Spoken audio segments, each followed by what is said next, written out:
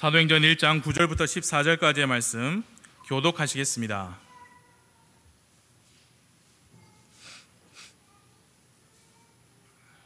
제가 먼저 9절을 읽겠습니다.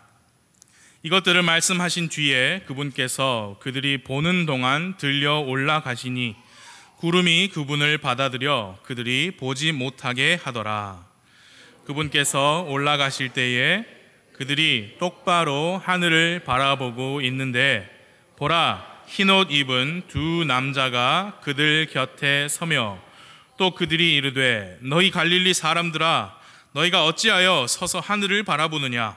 너희를 떠나 하늘로 들려 올라가신 이 동일한 예수님께서는 너희가 그분께서 하늘로 들어가심을 본 그대로 오시리라 하니라. 그때에 그들이 올리벳이라 하는 산으로부터 예루살렘으로 돌아왔는데 이 산은 예루살렘에서 안식일에도 다닐 수 있는 거리에 있더라. 그들이 들어가서 다락방으로 올라가니라. 베드로와 야고보와 요한과 안드레와 빌립과 도마와 바돌로메와 마테와 알페오의 아들 야고보와 셀롯 시몬과 야고보의 형제 유다가 다 거기 머물더라. 이들이 다 여자들과 예수님의 어머니 마리아와 그분의 형제들과 함께 한 마음이 되어 기도와 간구를 계속하더라. 아멘. 잠깐 기도하겠습니다. 하나님 아버지, 이후에 우리가 사도행전 말씀 볼 때에 주님 기록된 성경 기록을 통하여서 우리 마음속에 또 주님께서 주고자 하시는 바로 그 말씀, 그 메시지를 주시기를 기도합니다. 시간 이 선포되는 말씀 주님께서 복 주시고 말씀의 힘과 능력이 그 열매가 우리 각자의 삶 속에 많이 나올 수 있도록 주 성령님 인도하여 주옵소서. 예수 그리스도의 이름으로 기도드립니다. 아멘. 앉아주세요. 주일 오후에 사도행전 말씀을 계속해서 보고 있습니다. 지난주에 이제 사도행전 1장을 시작하면서 이제 복음서 마지막 부분에 있는 말씀, 기록자 누가가 이렇게 복음서 마지막 부분에 예수님께서 마지막으로 지극히 높은 명령을 주신 그 장면부터 시작을 했습니다. 오직 성령님께서 너희에게 임하신 뒤에 너희가 권능을 받고, 예수님께서 말씀하셨습니다. 성령님 오시면 너희가 권능을 받고 나를 위한 증인이 되리라. 하늘로 올라가시기 전에 마지막으로 주신 말씀입니다.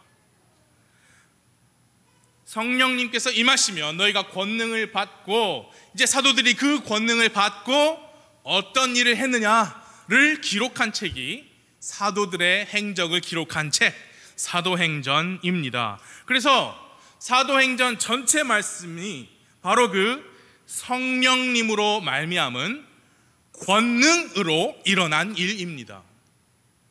예수님께서 사도들에게 권능을 약속하시면서 그 권능을 받으면 무엇을 해야 될지도 말씀해 주셨지요.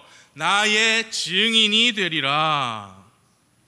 그런데 예수님께서 예루살렘, 온 유대, 사마리아 땅의 맨 끝 지역까지 이르러 나를 위한 증인이 되리라 하셨는데요, 그 지명들은 시간적 순서대로 말씀해 주신 것이 아니라 동시에 이 지역들에서 나를 위한 증인이 되리라는 말씀입니다.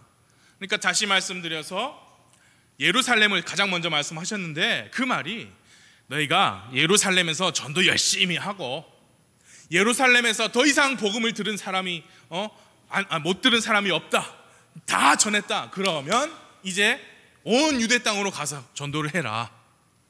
그리고 온 유대 사람들이 다 들으면 이제 사마리아로 가라. 사마리아 끝나면 그 다음 다른 땅 맨 끝 지역까지 가라는 시간적 순서로 주신 말씀이 아닙니다. 예수님 말씀에는 그런 순서가 없습니다. 분명히 예루살렘과 온 유대와 사마리아에서 그리고 땅의 맨 지역이라고 말씀하셨어요. 여러분, 우리말에서 이것과 이것 하면은 이것과 이거 나에게 가져와줘 하면은 둘 다 가져오란 말입니다. 예루살렘과 유대와 그리고 땅의 사마리아와 땅의 맨 지역, 여러분 우리 중학교 문법 영어 문법에 both 배우셨죠? both A and B. 선생님, both A and B는 A와 B를 어떻게 한다고요? 둘 다, A, B 둘 다예요. 그게 수거입니다. 영어 성경에 보니까 both라고 나와 있어요.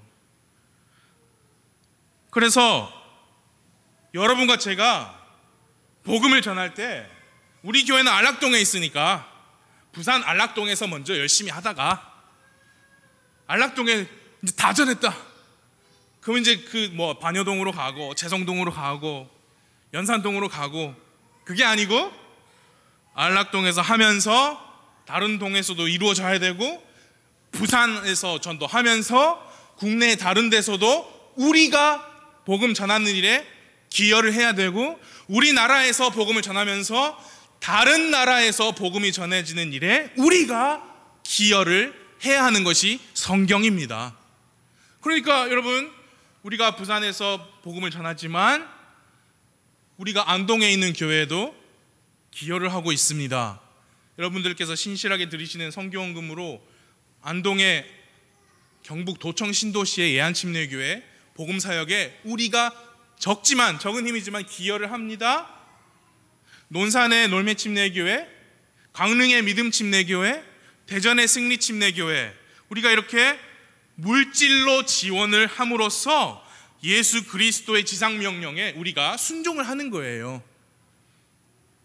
일본, 몽골, 미얀마, 필리핀, 멕시코, 대만, 우리 교회에서 선교를 하고 있습니다. 그것이 성경이기 때문입니다.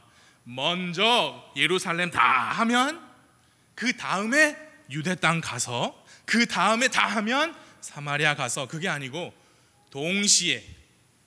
그래서 여러분, 우리가 선교하고 하는 것이 지극히 성경적인 일이고 우리의 사명이고요, 그 선교와 전도, 교회의 기본 사명을 우리가 앞으로 더 확장해야죠. 그렇죠? 더 늘려나갔으면 늘려나갔지 줄일 수는 없습니다. 이제 예수님께서 그 말씀을 주시고 하늘로 올라가셨어요. 이것들을 말씀하신 뒤에 9절, 그분께서 그들이 보는 동안 들려 올라가시니 구름이 그분을 받아들여 그들이 보지 못하게 하더라.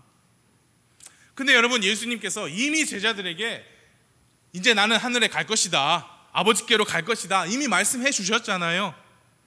요한복음 14장에 그렇게 말씀하셨잖아요.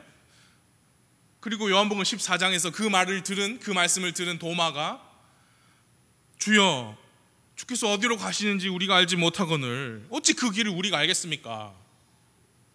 그러니까 예수님께서 야, 내가 곧 그 길이요 진리요 생명이다, 나를 통하지 않고서는 아무도 아버지를 볼 수 없다 하니까 또 빌립이 나와가지고 주여, 우리에게 아버지를 보여주소서, 그리하면 우리에게 족하겠나이다.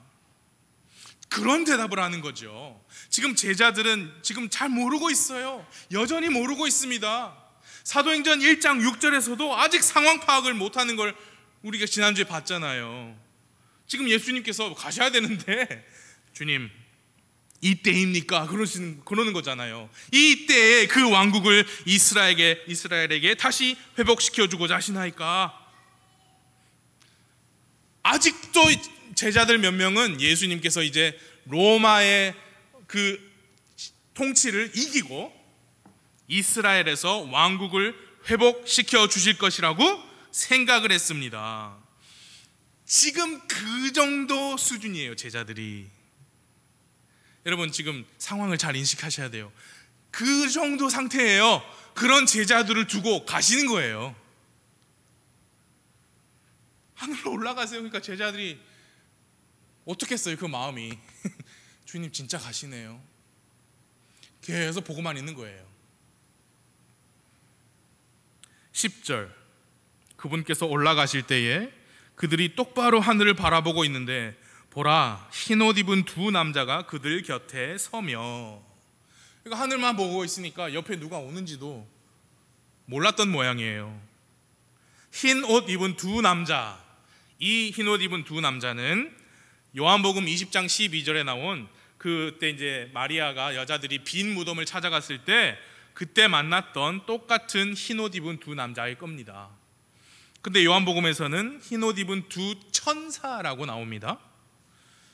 그래서 성경에서는 천사들이 땅에 나타날 때, 이 땅에서 사람이 볼 수 있고 대화할 수 있는 모습으로 나타날 때는 항상 남자의 모습으로 등장을 합니다.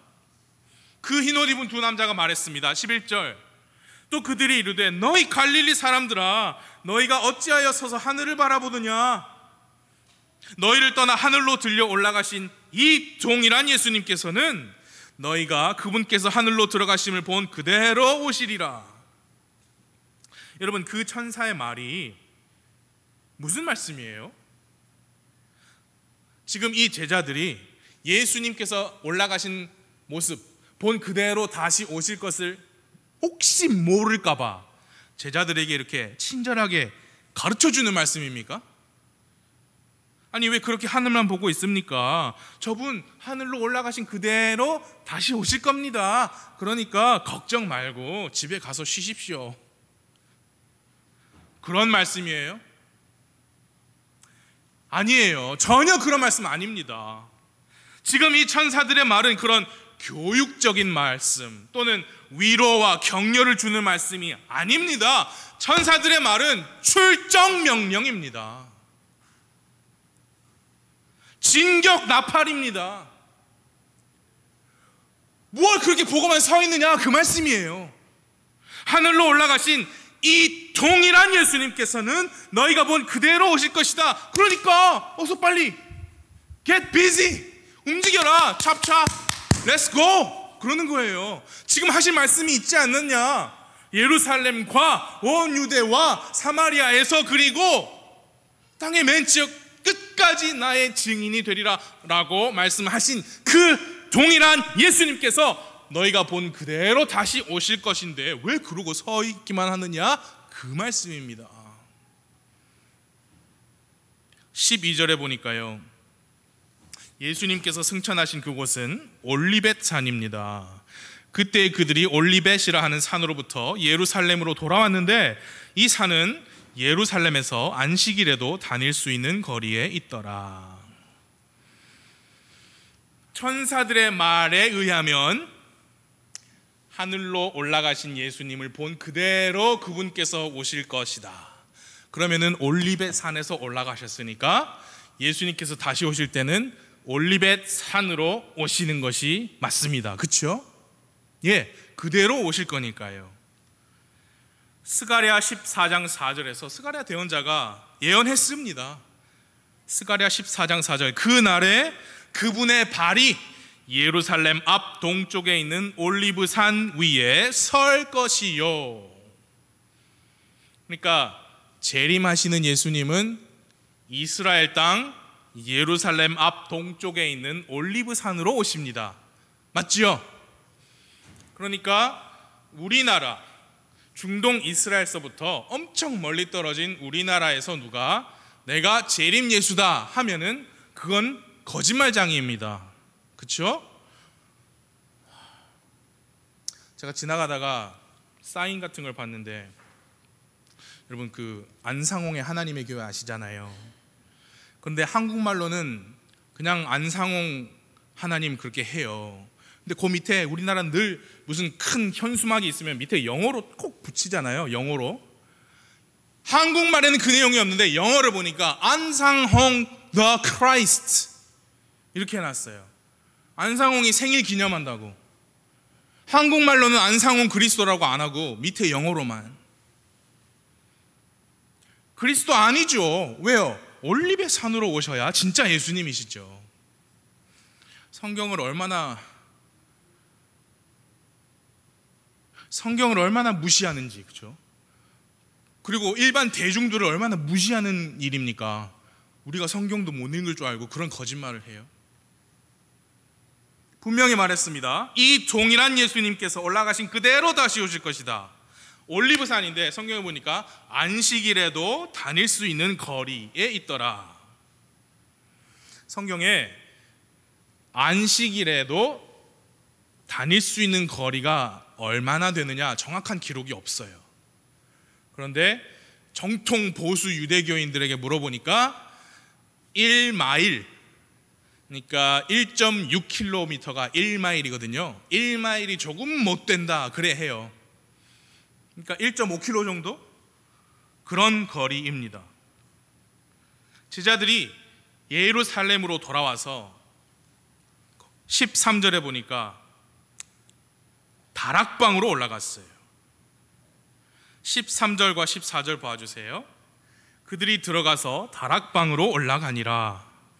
베드로와 야고보와 요한과 안드레, 빌립, 도마, 바돌로메, 마테, 알페의 아들 야고보, 셀롯, 시몬, 야고보 형제 유다가 다 거기 머물더라. 이들이 다 여자들과 예수님의 어머니 마리아와 그분의 형제들과 함께 한 마음이 되어 기도와 간구를 계속하더라.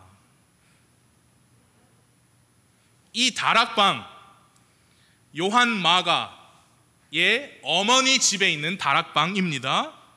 예수님께서 6월절 밤에 잡히시기 전에 마지막으로 제자들과 함께 그 식사를 하신 그 장소이고요, 그때 주의 만찬을 제정하셨던 그곳입니다.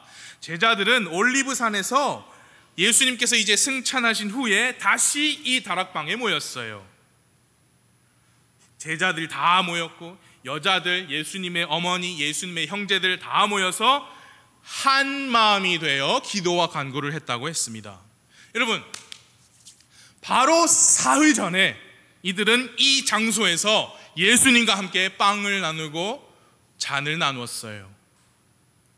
바로 그곳에서 예수님께서 발을 씻겨주셨습니다. 그런데 이번에는 예수님이 함께하지 않으세요. 늘 든든한 버팀목이 되주셨던 예수님께서 이제는 없습니다. 그 모임에 늘 중심에 계셨던 예수님께서 이제는 안 계십니다. 폭풍이 몰아쳐서 배가 넘어가게 생겼을 때 말씀으로 바람을 잠잠하게 하셨던 그 예수님께서 이제 더 이상 그들과 함께 하시지 않아요. 물 위를 걸어오셨어요. 베드로에게 나다, 걱정하지 마라, 두려워하지 말고 너도 물 위로 걸어오라 라고 하셨던 그 예수님, 이제는 안 계십니다. 빵 5개, 물고기 2마리로 수천 명을 먹이신 그 예수님, 나의 주님, 마스터, 나의 스승, 내가 따르던 그분, 문제가 있을 때마다 제자들에게 지혜를 주시고 도움을 주시고 그렇게 하셨던 그분이 이제는 안 계세요. 지금 다락방에 모인 이 사람들의 마음을 여러분 한번 상상해 보십시오. 지금 큰일 난 거예요. 큰일 난 거예요. 얼마나 두려웠을까요? 얼마나 막막했을까요? 그런데 여러분, 성경에 보니까 그들이 한 마음이 되었어요. 한 마음. 예수님께서 하늘로 올라가시고 없는 이 아찔한 상황에서 그들은 한 마음이 되었습니다. 뿔뿔이 흩어지지 않았어요. 안 좋은 일이 생길 것 같으면 바로 지금 생겨야 합니다. 서로 자기가 더 잘났다고, 내가 힘 더 세다고 계파 싸움 하지 않았습니다. 내가 베드로야, 예수님의 수제자. 아니 무슨 말이야, 내가 요한이야, 예수님께서 사랑하신 그 사람. 이봐, 난 예수님의 형제 야고보야, 뭔 소리 하고 있어 라면서 서로 잘났다고 그런 싸움, 다툼, 힘겨루기 없습니다. 정치 없습니다. 제자들, 여자들, 예수님의 어머니, 예수님의 형제들이 다 한 마음이 되었어요. 그래서 기도와 간구를 했습니다. 여러분, 우리는요 이 상황을 이해할 수 없습니다. 이 상태를 공감하지 못해요. 왜냐하면 지금 이 상태 어떤 상태이냐, 예수님과 함께 했었잖아요. 예수님 가셨잖아요. 근데 예수님께서 성령님을 약속해 주셨어요. 네. 근데 아직 성령님 임하시기 전이잖아요. 근데 여러분과 저는, 우리 속에 누가 와 들어가 계십니까? 성령님이 계세요. 우리는 구원받은 그 즉시 성령께서 들어와 계세요. 그래서 구원받은 이후로 우리는 성령님이 우리를 떠난 일이 없습니다. 그래서 우리는 이 제자들의 심리를 상상, 추측만 할 뿐이지 이해 못해요. 이분들은 예수님과 같이 먹고 마시고 같이 생활하다가 그 하나님이 떠나셔버렸어요. 성령님 내려오시려면 아직 좀 있어야 돼요. 쉽게 말해서 큰 공백이 지금 생긴 거죠. 이루 말할 수 없을 정도로 그들에게 힘이 되고 의지가 되었던 주 예수님께서 승천하셨습니다. 주님께서 예전에 말씀하셨던 내용, 내가 내 아버지께로 간다, 그 일이 실제로 벌어진 거예요. 그렇게 말씀하시니까 예수님 어디로 가는지 알려주세요. 그 길이 어디예요? 예수님 하늘 아버지를 보여주세요. 예수님 지금입니까? 지금이 왕국을 회복하실 때입니까? 예수님께서 왕국을 회복하시면 내 이 두 아들, 하나는 예수님 이쪽 편에, 하나는 예수님 다른 쪽 편에 앉게 조금 해주세요 라던 그런 사람들이 예수님이 없어진 거예요. 약속하신 성령님도 아직 임하시기 전이에요. 예수님도 없고요, 아직 권능도 없어요.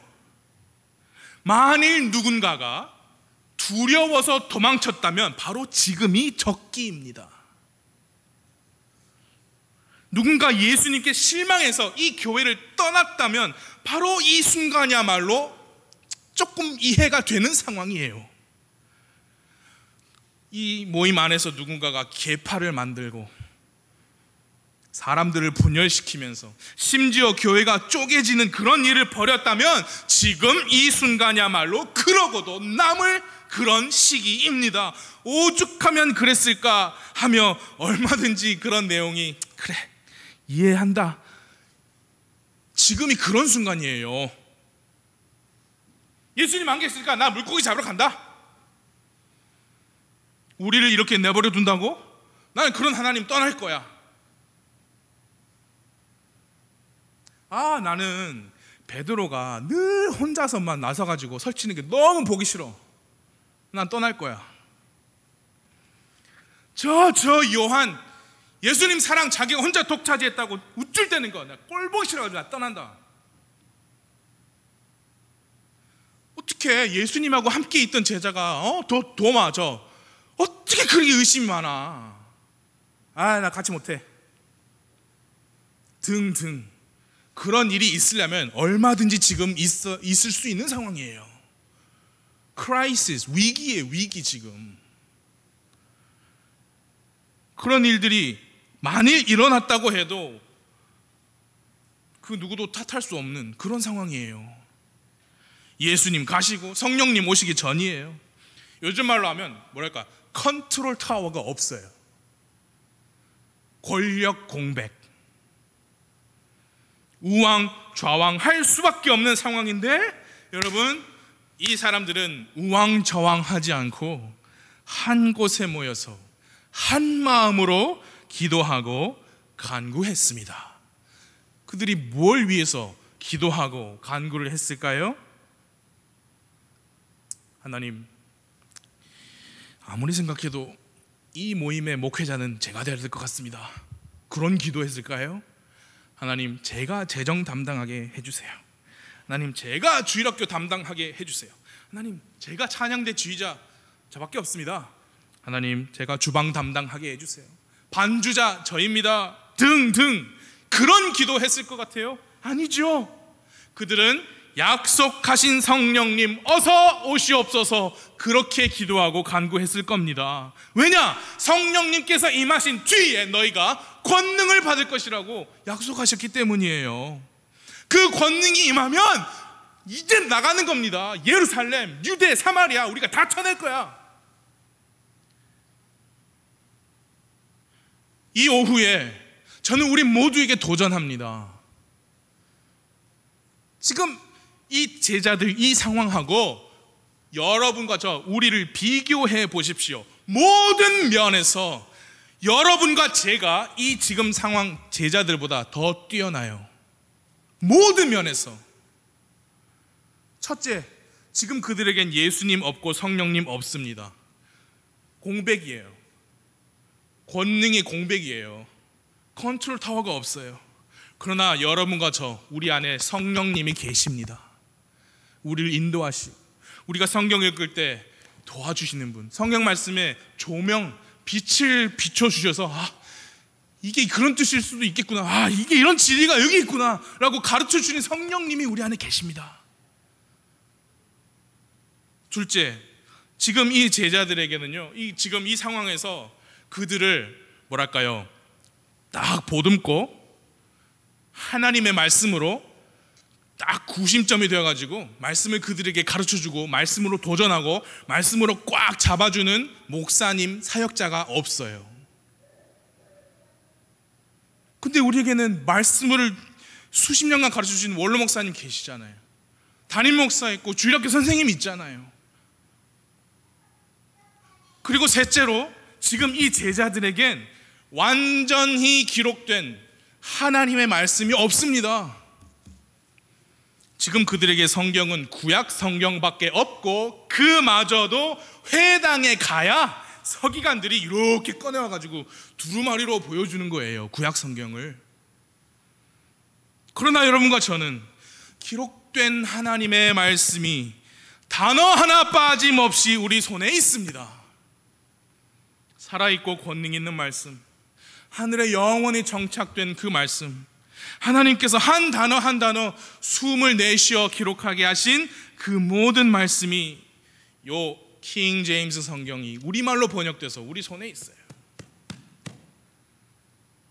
모든 면에서 우리가 지금 이 제자들보다 더 뛰어난 상황이에요. 여러분, 누가 그렇게 말씀하는 걸 제가 들었어요. 킹 제임스가 하나님이야? 킹 제임스가 하나님이야? 여러분, 킹 제임스는 제임스 왕, 영국 왕, 하나님 아닙니다. 하나님 아니에요. 그러나 하나님께서 그 왕을 사용하셔서 영어 성경으로 번역하게 하신 이 하나님의 말씀은 분명히 다른 성경들하고 다릅니다. 요한복음 1장 1절 아시죠? 처음에 말씀이 계셨죠. 예수님의 다른 이름이 말씀이에요. 말씀. 킹 제임스가 하나님이에요. 킹 제임스 왕은, 그 왕은 하나님 아니에요. 그러나 말씀은 하나님입니다.